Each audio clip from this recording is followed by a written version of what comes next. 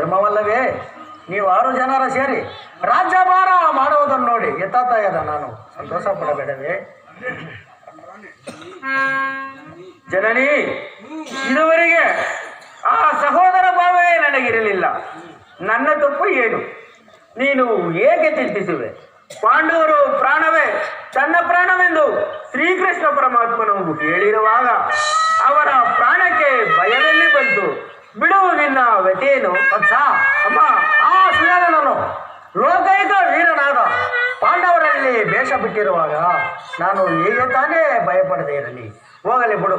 ಅವರೊಡನೆ ಕೂಡಿ ಬಾಳಲು ನಿನಗೆ ಇಷ್ಟವಿಲ್ಲದಿದ್ದರೆ ನೀನು ಯುದ್ಧರಂಗದಲ್ಲಿ ಪರಾನ್ಮುಖನಾಗು. ಅಮ್ಮ, ಈ ಕರ್ಣನು ಅಂತಕ ನೀತನಲ್ಲ, ಕೇಳು.